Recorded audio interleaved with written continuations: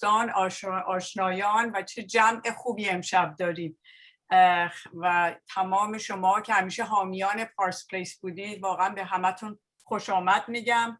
من یاسی سعادت هستم از اعضای هیئت مدیره پارس پلیس و امشب واقعا افتخار داریم که آقای سپهر حداد، سپهر جان، دعوت ما رو پذیرفتن و راجع به کتابی که اخیراً انتشار کردن برای ما یه صحبت کوتاهی میکنن.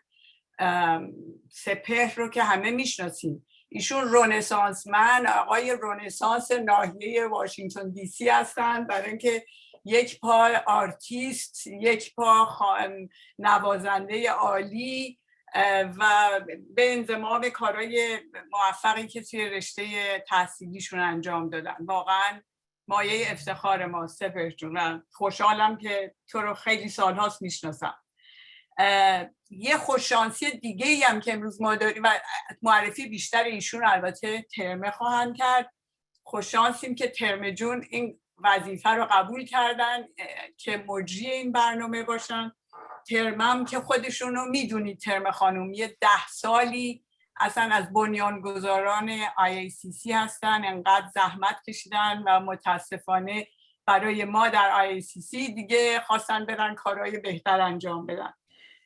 ترمه خودشونم که میدونید دیگه، هم هاردورش خیلی اترکتیوه، کارهای درسی، شغلی، آرتیستیک، تکنولوژی، هنر، همه کارهایی که کرده و البته سافت‌ور این خانوم که منظور از سافت‌ورشون نویسندگی خودش، آرتیست بودن خودش، هنرمند و سلیقه‌ای که داره. واقعا دیگه از این مجری برنامه ما بهتر نمیتونیم پیدا کنیم.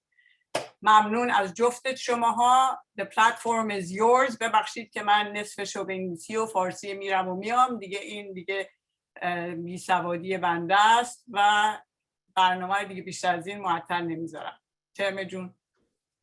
مرسی یاسی جون، واقعا لطف داری و حالا تو نصفش رو فارسی گفتی، نصفش رو انگلیسی گفتی، حالا بذار من فولی سویچ کنم به انگلیسی که دیگه خیالمون راحت بشه.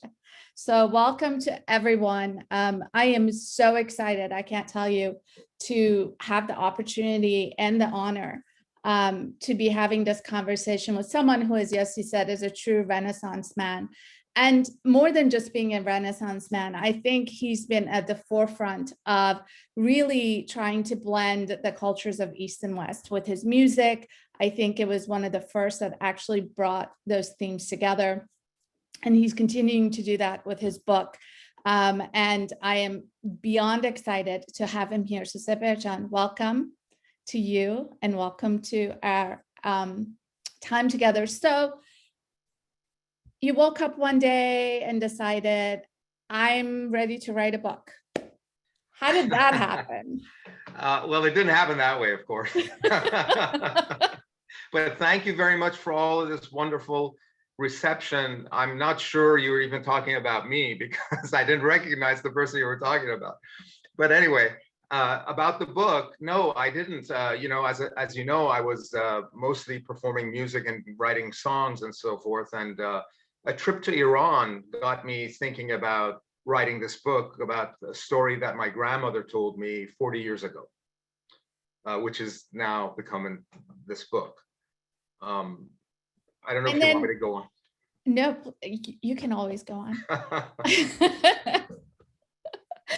So one of the questions I had for you is, why did you decide to write this book as a historical fiction versus a biography? Because we definitely have a lot of people who've gone down the biography route within that family. What made you go down the historical fiction path? Well, thank you. That's a great question, because at first I was going to do just a historical biographical book. But I realized it would be sort of dry. You know how historical books can be and biographies and so forth. So I decided, in order for it to be a little bit more palatable, especially for my main audience here, which were my 2 sons, because as you see in the dedication in the front of the book, I've dedicated it to Ryan and Keon, my 2 sons, so they don't forget their Persian roots. And I thought if I made a book that had any history or it was like a lesson or anything like that, for sure they'd never open it. For sure. So what do they think about the book? Actually, I wonder. Well, one has read till chapter 14 and one has not started. Oh my God. Yes, like, and they even have the audiobook. Yes, they even have the audiobook. So it's one of those things that, like all of us, as we get older, I basically wanted to leave them this document, to be honest. It wasn't something that I thought that they're going to enjoy now. But as everybody thinks about their families and the older generations, and as we're losing that older generation, I thought I'd better write these stories that my grandmother told me, and also other events that had happened that I included in the book, to have it documented, because once our generation is gone, I don't think anybody would remember these stories anymore. So it's interesting you say that, because, as part of the research, which I told you, I think A, Facebook thinks I'm stalking you. B, I think I have downloaded the entire family album, but I spent time in the wiki and it was just fascinating to me. And one of the things that saddened me a little bit is that there is not a lot of information about that period that you write about in English. And so it's not very accessible unless you know Farsi or read Farsi or have grown up during that period. Is that something that you found also in your research? Oh, yes, exactly. And, there's we're Persian, so Persian culture, Persian history, everything about Persia that we love is kind of hidden under a rug because of all the political situation and everything else that's going on in the world. And there are really a lot of gems in our, it's the first ever empire in the world. So you would just know that the first empire of the world is going to have a lot to offer to the world in terms of literature, in terms of its culture, its history, food, everything. And so that's one of the reasons why I did take my children to Iran, so they could see it firsthand and not get their impression of Iran from what the TV or what their friends at school were telling them, especially after 9/11. Oh, good point. So I always wonder what authors think when they read the reviews of their work. So why don't we start with what Publishers Weekly, a Book Life review, wrote? I love this. One of the peculiar pleasures of this novel is that its author seems deeply familiar with and fond of 19th century Russian literature. There are hints of Chekhov, of Tolstoy, and Pushkin. The narrative style evokes the writers of that period, and their influence is felt throughout the text. Wow, not bad for a first book. Well, I was kind of shocked reading that too, because Russian writers have been my favorite. Dostoevsky, the major one, of course, but they were very kind, I think. I don't know what else to say. I'm like, what are you going to do next? I checked to see what probably a relative or a Persian wrote it. So why don't we give everybody a little synopsis of the plot of the book? Okay. Well, basically, what happened is that 40 years ago in 1978, during martial law in Iran, I went to visit my grandmother with my parents, as we did on Fridays, which was, the holiday, the weekend in Iran. And usually a lot of people would show up, a lot of our family, people that we wouldn't even see for months on end. And all of a sudden they would just show up, because my grandmother had this open door policy. And she always cooked, like many Persians, so much food that there was always enough, even if 20 or 30 people showed up. And this day, it was the day right after martial law. It was September 8th. Martial law had been declared. And so not many people showed up. It was just us. And outside, there were tanks in the streets, and the police were being backed up by gun-toting soldiers. And my grandmother lived in Ferdowsi Square, Meidun Ferdowsi, on Shah Raza Avenue. And so on four corners of this square, they had stationed tanks. And I'd never seen anything like this in Iran. I think a lot of us had not, of that age group. Maybe my parents had seen things like that. But it was very interesting. And so I went to talk to my grandmother, and the TV was playing a newscaster was talking about what's going on, and some cassettes are being made by this man in France called Khomeini. And I turned to my grandmother and I said, who is this Khomeini? I've never heard of him.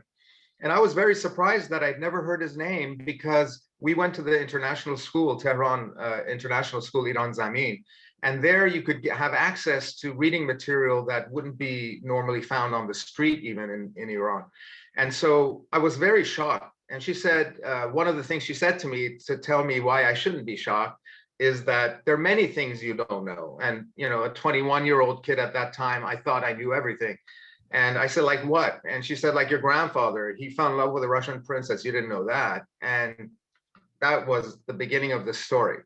And I asked her to tell me the story, but then the Jaleh Square stuff happened, where there was a, you know, the soldiers fired upon the demonstrators, and many were killed, and it was quite a mayhem. And so we had to leave, and we were close by to Jaleh Square, a few miles away at Ferdowsi Square.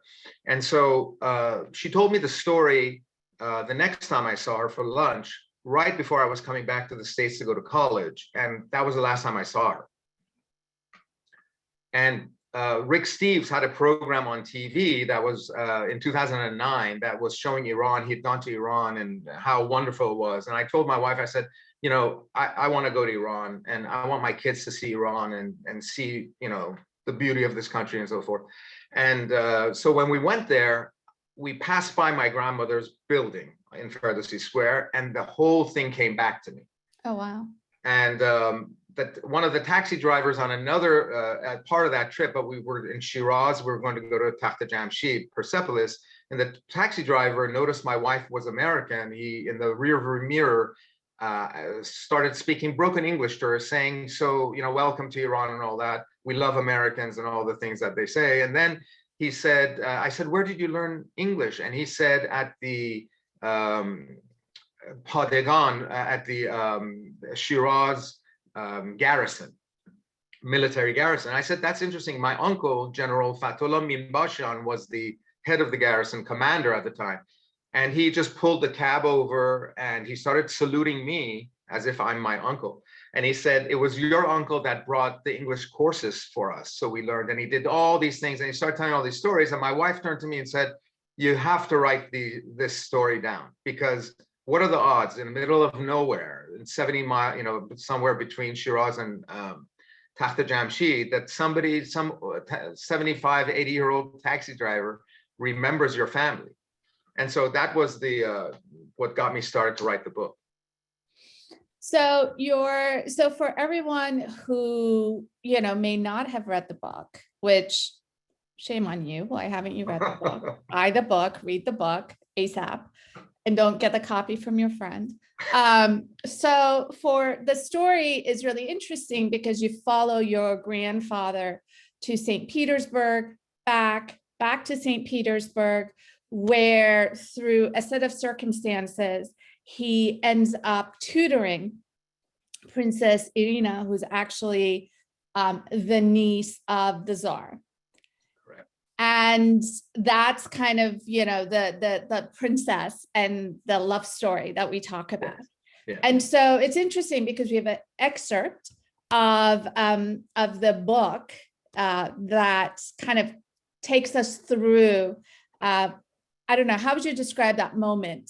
The audiobook you're talking about, the Yeah. audiobook just came out, by the way, a few days ago. And the man who narrated it, his name is Tim Fearon. He's a famous British Shakespearean voice actor. So we interviewed many people, 12 different voice actors from England, because I wanted them to have a British accent, just because the story lent itself to that, to see, like, if it was like a movie, you would think of it in a maybe a Downton Abbey or that kind of a genre. And so he is here reciting or narrating a part where Nasrosoltan, my grandfather, has brought a piece of music, which is Schubert's Fantasia in F minor. It's a beautiful piece of music, and you can go on my website, sepehrhaddad.com, and I have the music and I have pictures and all these things you can check out. But he's bringing this to her because it's a piece for 4 hands. not two separate pianos, but four hands on one piano. And so it's an interesting part because my grandmother told me that when they would play four hands together, so this is a story that my grandfather had told my grandmother right after they married, that when he was teaching Irina and she was unfamiliar with the music. And so every once in a while their hands would hit or their wrists were caressed. And my grandmother, I never forget it, told me that my grandfather had told her that his heart would beat almost as if it's going to jump out of his chest. He was so excited that at that point, because when they first meet, he's not that excited about even tutoring her, but slowly, as these love stories are, they get, through acquaintance and just familiarity, slowly, their hands meeting on the keyboard, which had become their secret meeting place because it was very difficult for them to meet elsewhere. So we're going to now share a brief clip of that section with everyone, and a video that just kind of has some pictures of Irina and your grandfather. So why don't we go ahead and get started with that? Great, thank you.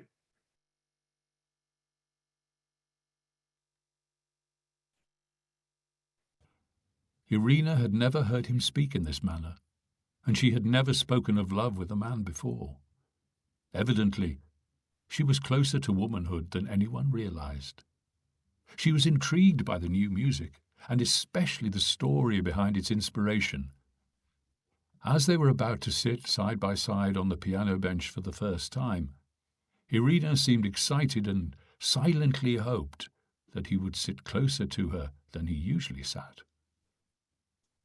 Four-hand works are typically composed so that players do not get in each other's way. But because Irina was unfamiliar with the music, there were moments where her hands would inadvertently touch Nasrosoltan's as they played. Sometimes their wrists even caressed one another when their fingers raced over the piano keys. The first time their hands crossed over, the bottom of Nasrosoltan's wrist lying on top of Irina's, it seemed as if for a moment neither wanted to move forward from that position onto the next key. That anxious encounter prompted Irina to giggle and blush, while Nasrosoltan awkwardly pulled his hand away in a flash of fright, bringing it back into a safer sphere. He could feel his heart racing, a feeling that confused him. Whenever their hands met on the keys during the lesson, the same emotions surfaced, surprising them both. She would tremble with panicked excitement at the opportunity for the next wrist-to-wrist encounter, and he could feel his heart pounding within his chest as hands moved closer to meet on the keyboard. Even though they could not look at each other while playing four hands, their hands communicated as if they were in private, shutting out the gaze of any would-be spectator. Accidentally placed fingers brushing against each other created brief moments of contact between them in a safe place where such touching and nearness were permitted. Without the secret meeting place of the keyboard, this would not have been possible.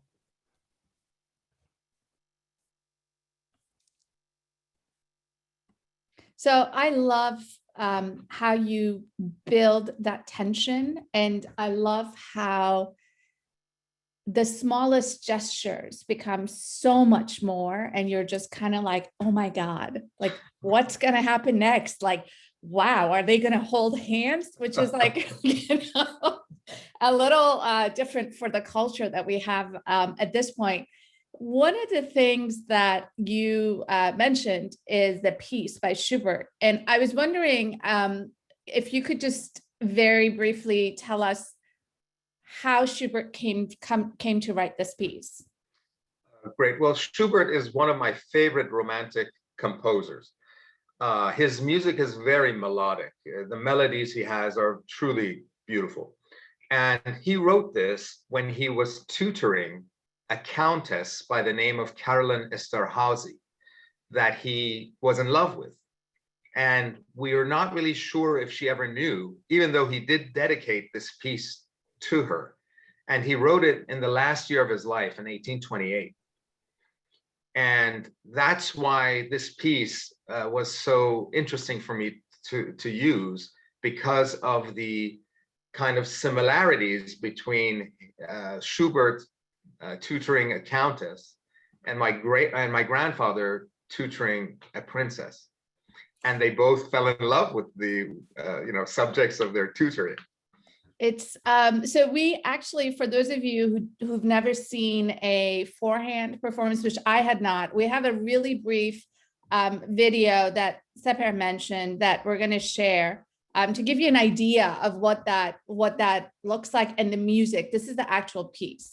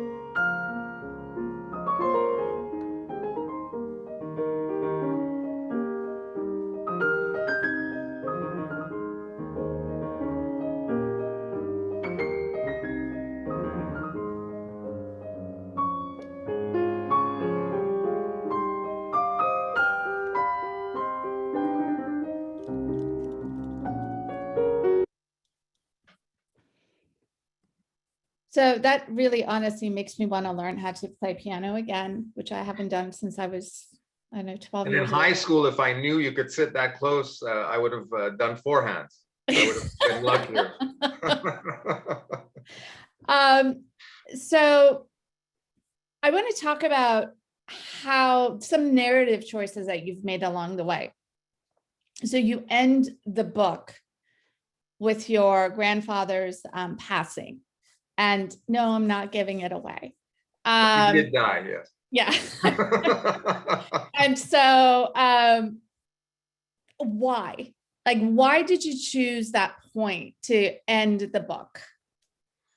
A lot of people have asked me that. That's interesting, because in the beginning, it starts with my grandmother telling me the story. So a lot of people have said, why didn't you end it with you then hearing the story of your grandmother and then go on like sort of Princess Bride or, films like that, which do that.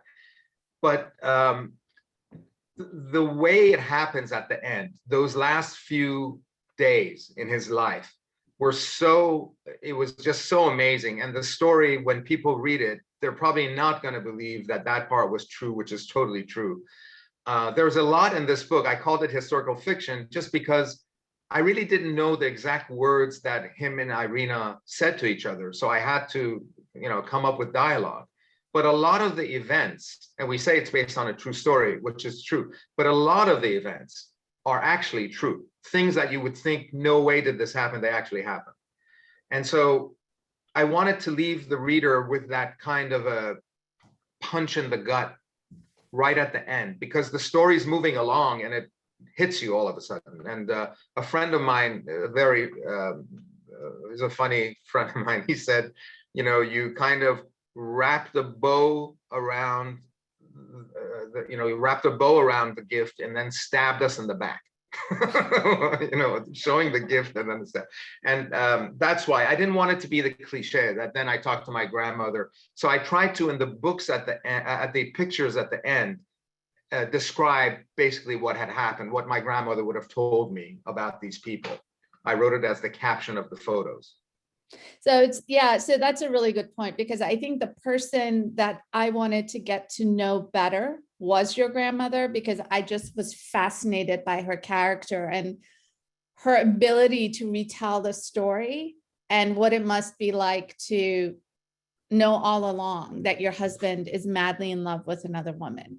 Well, they weren't in direct competition. You know, that was the thing. It wasn't like she was in the same town or, you know, so it was a story he was telling of his past. But yes, it doesn't help to know that there was somebody else that. No, definitely. And so the other thing that you brought up that I thought was really, I was going to say, I'm going to call it now 7 degrees of Nasrosoltan instead of Kevin Baker, because I'm fascinated with all the connections that are in this book.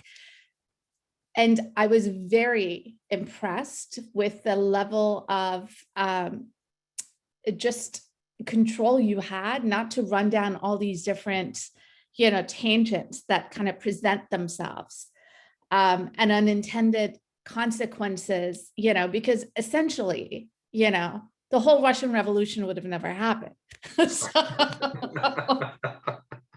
So I wonder, how did you go about deciding how to kind of curtail off, you know, some of the, and I, you know, I have to say it wasn't easy, I tell you, because this could have been 500-600 pages if I wanted. There were so many different avenues I could have gone on. For example, he comes back from Russia and he takes a boat on the Caspian, and he comes back on the boat, and that's a little bit of a you know, difficult trip for him. But that was only a page or two. You know, that could have been a whole 1 or 2, 3 chapters because of how, but I didn't want to bore the reader either, you know. And so a lot of people say it's an easy read, and I like that. You know, to me, it's not an insult. I like it to be an easy read because I myself get tired of reading books that just keep taking you now down another avenue and you forget where you started out. Sometimes that's good, but not if you're curious about what's happening in the story. And so I didn't want to, you know, belabor the other stuff. And yeah, no. And so let's talk about the themes that jumped out at me, and let me know if that was your intention or not. I won't be offended. There is one of, you know, this theme around identity and what it means to be Iranian or Persian or Russian or whatever the case may be, that I found really interesting because of the fact that you have also had to kind of define that for yourself. Yes. Is that something that you saw was talked about, or you saw in the family, or is that something that I wonder how that came about? Well, it came about just because there's parallels between my grandfather's life and my life. Besides the music part, which till later on in my life, I really didn't, I mean, you know, I wasn't like a musician from the age of 5 or something, you know. I just picked up a guitar in the 12th grade and then played with my friends, Shahin and Borzu and other friends we had in Iran. But there are parallels in that, you know, at that time, Russia was the place to be if you wanted to go study music. And so he had to travel thousands of miles to go from Iran to Russia. And then he was double-minded as to whether or not he wanted to stay there and continue pursuing music there, or go back to Iran, Persia, and, you know, work with his father in the conservatory. The same happened to us. Now, we had a revolution that happened that kept many of us from going back, but still it was the same thing. When we came to go to college, we came to the place where everyone wanted to go, which was basically the United States, Europe or the United States. And so we also had to travel these thousands of miles, and a lot of us made a decision to either go back or not. And so that was a parallel there. And so knowing that my kids probably would not experience the Iran that I experienced, the beauty of the, as I said, the culture and the historical side, everything, just everything, the poetry, the fables. For example, I remember in Iran, a teacher would try to teach us a lesson. He wouldn't just tell us straight out, don't do this or do that. He'd go on and tell you this fable about some guy and all this kind of stuff. And at the end, you have to figure out what he was saying meant that don't do this again or something. I laugh because my son would say I talk the same way. So it's cultural. The other theme that I saw running through is pride. Oh, yes. Which was very interesting to me as well. And that's again the parallel between me and my grandfather, because, you know, all of us have pride. I mean, pride can be good if you're proud of your country and your team and all that, but it can be very bad if it's your ego. If we're talking about the pride of ego, then that's terrible. And that's something that I worked on myself a lot, try to not be prideful, but it's difficult, you know. And yes, pride was his Achilles heel because he thought himself probably better than a lot of people around him at the time because he had studied abroad and went back and all, and thought that he could probably use his musical talents better in a country where already there was a understanding of that kind of music rather than in Iran, where not many people, I mean, that people really did enjoy the tuning of instruments more than the actual song in concerts, just because it sounds like, you know, traditional Persian music. And so pride did, and in addition to pride, fate and destiny. Those are the other themes that go through there, because I truly believe in fate and destiny. And he himself, in the beginning of his life, felt that he could make his own destiny. He was very arrogant. And that by the end of his life, his whole idea about fate and destiny had changed. He totally then realized that, you know, fate is going to play its role no matter what. So I wonder, who is your favorite character? In the book? Yeah. Yeah, it's Rostam Somkishvili. He's a Georgian. I loved him too, yeah. He's a Georgian, and he's Nasrosoltan's friend almost till the end. And what I loved about him was what he tells Nasrosoltan about, you know, the pride and all these things. And he tells Nasrosoltan that, and destiny, and he says to him that, you know, divine providence is under no obligation to be kind to us all. Sometimes divine providence gives you the worst hand you're dealt, and you just have to play that hand. And of course, Nasrosoltan does not accept that at that point and says, I'm going to make my own destiny.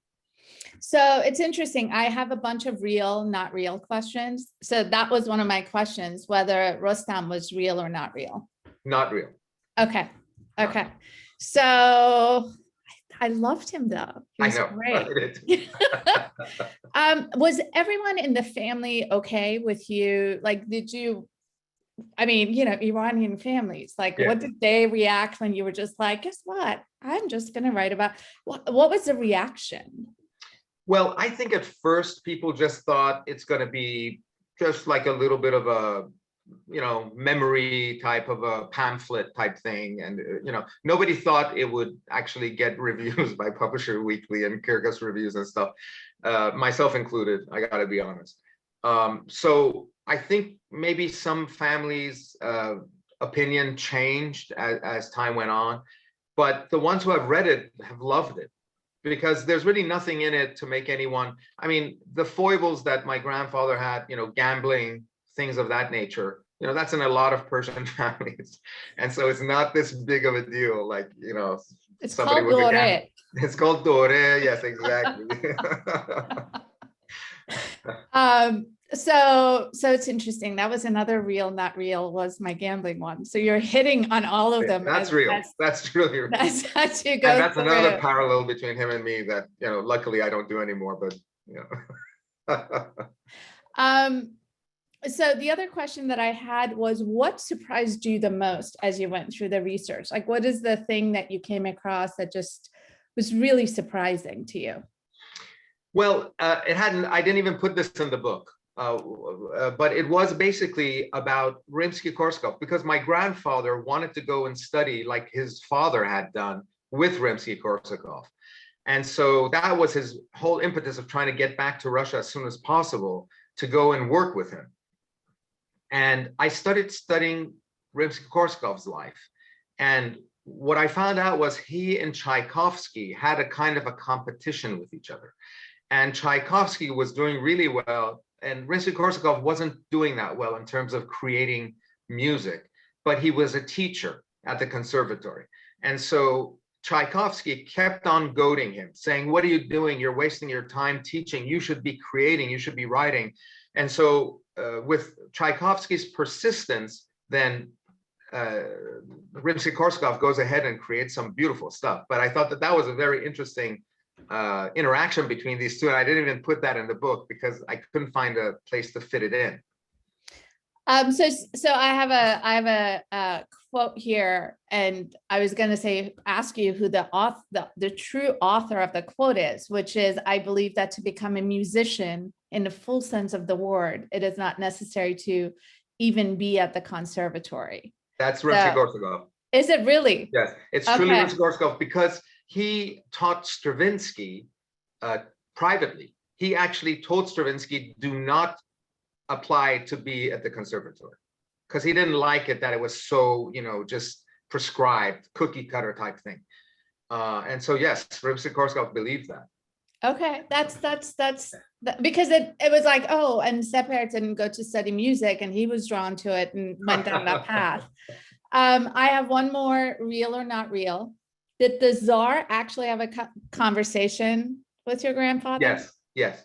Oh, so wow. My grandmother told me the story, and she, at the time in 1978, she told me the story. There was no Google or anything, and I couldn't go to the Library of Congress and research all this.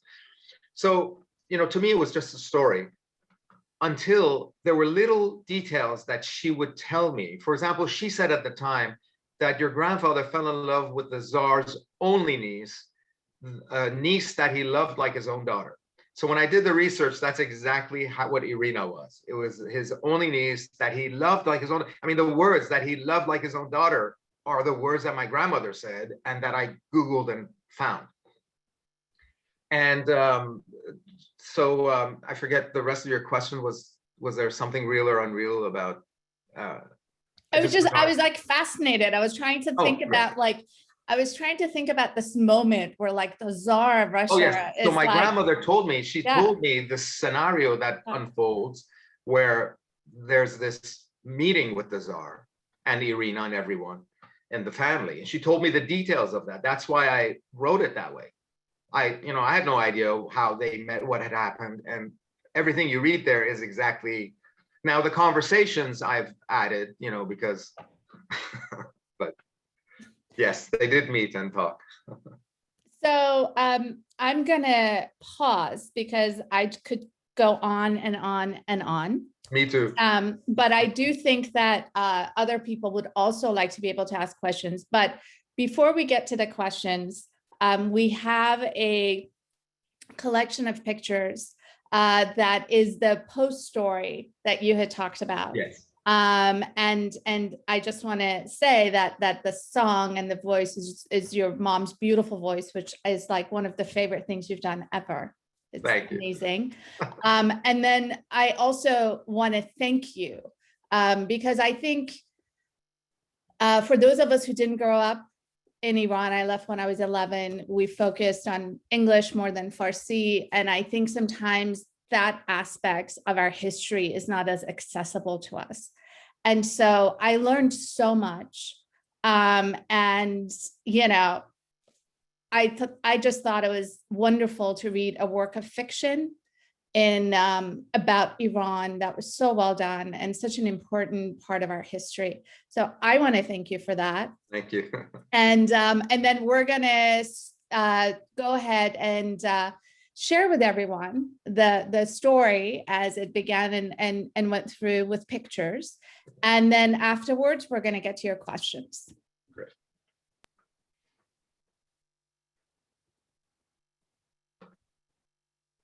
یک نگاه یار من میبرد صبر و قرار من کند به راحتی شکار من دهد آزار من زلف سیاهش ببین روی زیبا و مهش ببین با نازنین نگهش ببین که چه بی گناه است شادیان است که گیری دلبری نکو فروشی هر دو جهان بر یک تار مو مهرش عشق است و روح است و جان است عشقش کامی ز هر دو جهان است روی ماهش یک سو با نگاهش برگو تا آب سنبل بوی گل دارد آن گیسو. یک نگاه یار من میبرد صبر و قرار من، کند به راحتی شکار من، دهد آزار من. زلف سیاهش ببین، روی زیبا و مهش ببین، با نازنین نگهش ببین که چه بی گناه است. دیدم چشم مست یار روی مهوش نگار، برده هوش و روانم، ترکش کی توانم. چه بوده چرخ کهن گر می دانست عشق من، پر از ناز و کرشم یارم، می گفت دوستت دارم.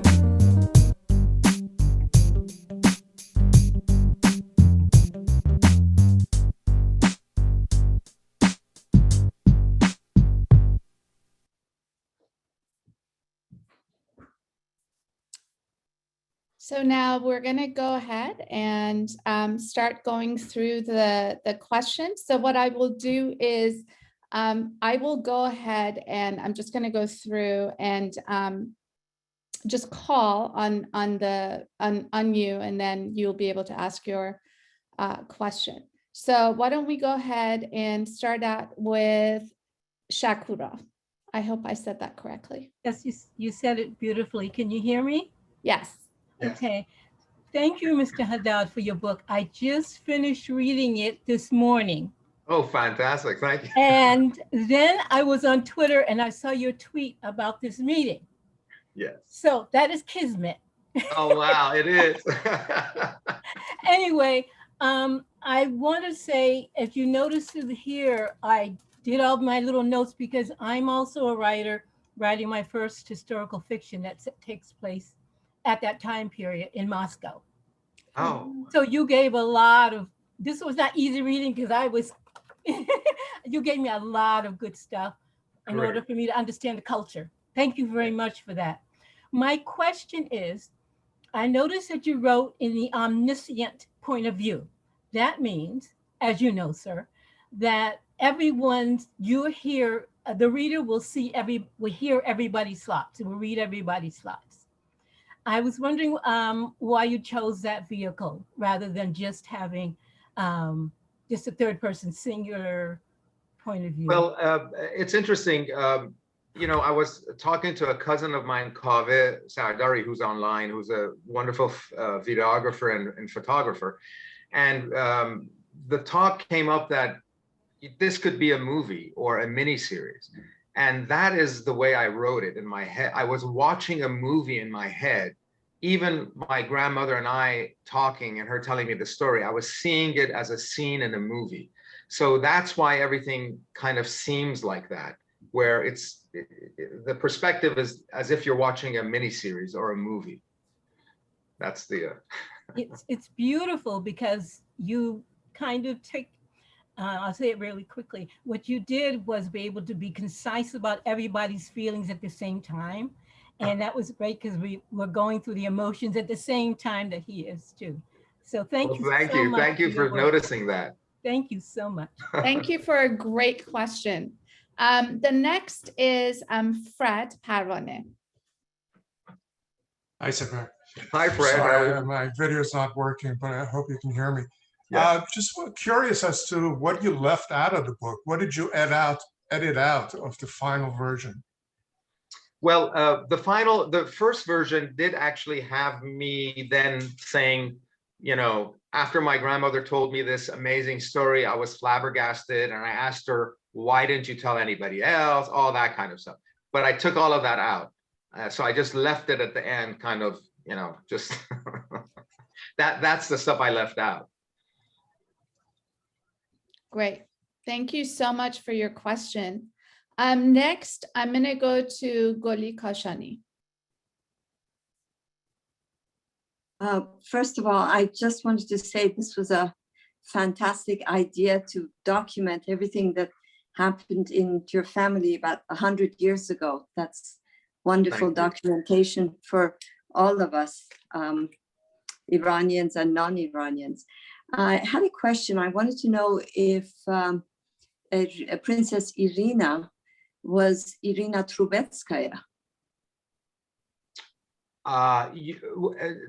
No, I don't think so. Trubetskaya? From the was that the niece through was the mother the sister, or was her the father? Yes, she was. Yeah, yes. The mother is Grand Duchess Xenia. That was the older sister of the Tsar. And who did she? And was she married to Trubetskoy? Yes, she was married to Grand Duke Alexander Mikhailovich. His nickname was Sandro. But you don't know the last name. Mikhailovich. That's the. I mean. Oh, okay. Roman. I mean, they're Romanovs. They're all Romanovs. Also, yes, they were cousins. They were cousins. Sandro. Okay, and the husband was also Romanov. Okay. Yeah, they were all cousins. Yes, intermarried. Thank you. Thank you. Yeah, it's interesting. You also talk in the book about the whole issue of. No, actually, that was my research. What did your research say that I said? Oh, it was about the whole issue of marrying but not getting titles because of the whole law that they had. That's correct. Yeah. So, so next I'm going to go to Mitra. Hello, Mitra. I'm on. Hello. Hi. Hello. I love the book. I love this chat. I think it's so fantastic. I mean, the flow. We have a saying in my family that if you ever want to eat a food from a particular culture, go with the person from that culture, because they can tell you what's good and what's not good. Right. And the best thing is to learn something with someone who has a passion about something. And I think the fact that you mix the music and the love story and history and the culture together was like it's all bundled in a fantasy pack. I love Termeh, their questions are so inspiring, and it's like, oh my God, that's how I feel, but I couldn't articulate it. So I loved it. Thank you so much. Thank you very much. Sure. What did you like the most about writing this book, and like the least? Like maybe research was boring, writing was fun. How did you feel about it? The thing I loved the most was, you know, I had never written anything except for maybe some very short articles in, you know, online magazines, these kind of things. And so what I really enjoyed was seeing the end product and being involved in almost all of it. You know, when Shahin and I did the music of Shahin Sepehr, a lot of the decisions were just taken away from us. They even wanted to take away the decision of our name. They were saying, don't call yourself Shahin and Sepehr, call yourself something that an American who goes to Tower Records back then could ask for your music and find it. If somebody hears your name, Shahin and Sepehr, on the radio, no way will they remember it by the time they go to a record store. So even to that level, they had control where they wanted to change our names. In this case, I was able to have a lot of the control myself in terms of how I wanted the design of the book. For example, the book cover is one of my most favorite parts of this book because I wanted it to look like a poster. And I worked with the designer to get exactly what I wanted. While in the past, with a very large corporation like Virgin Records, they just decide based on their marketing what they want to do, and that's it. The least interesting thing for me was was not knowing when to stop. You know, we have the same issue, Shahin and I, when we write music. Sometimes it's difficult. You keep on wanting to add one more thing. You think about it. You let people hear it. Then somebody says something. They say, that's right. You go back, change it. So you can never end it. And I was very careful not to let anybody basically read the book until I was done. I didn't send it out to any reviewers. I didn't send it out ahead of time to any other of my Iranian friends that are writers on purpose. because I didn't want outside. I just wanted it to be what I thought I wanted to do and release it. Either it would have been popular or it wouldn't be. You know, that's the way I was looking at it. So I'm not sure this is so much of a question, but we have a biography lover in our group. So Mona Jan, do you want to maybe share with us your favorite biography?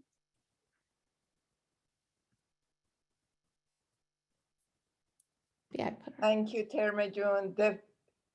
My favorite biography is being written right now. It will be published in October.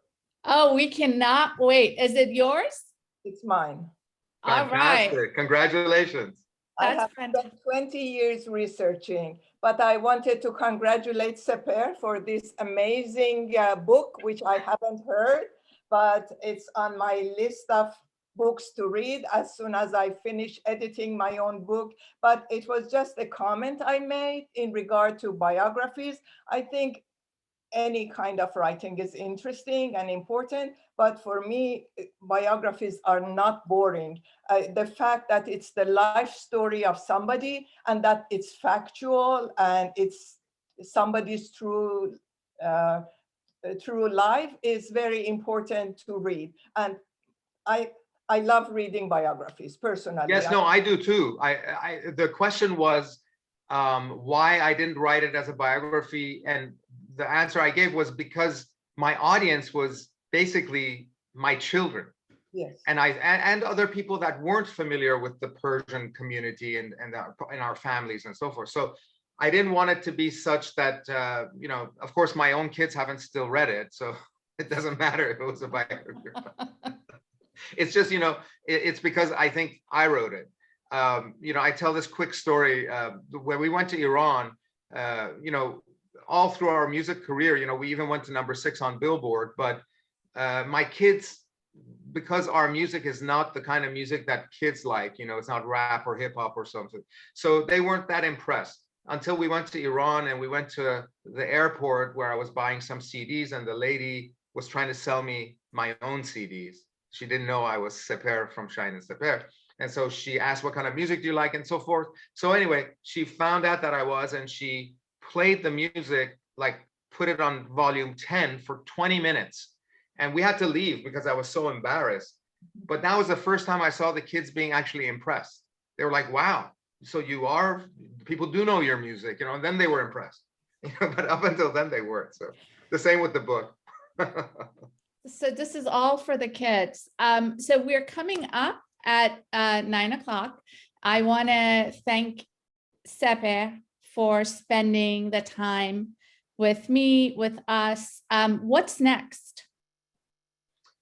Well, of course, music is always next. But, you know, when I finished writing the book, when someone would suggest, what are you going to write? Are you going to write again? And, you know, I couldn't even think about it because 6 years I spent on this. So it's almost like a dissertation in a way. But as time has gone on, I'm thinking that perhaps there's a second one in there someplace. You know, everybody has a story. That's what I say, that everyone has a story. And that's why I'm glad Mona is writing her biography, because everyone has a story to tell. And they should.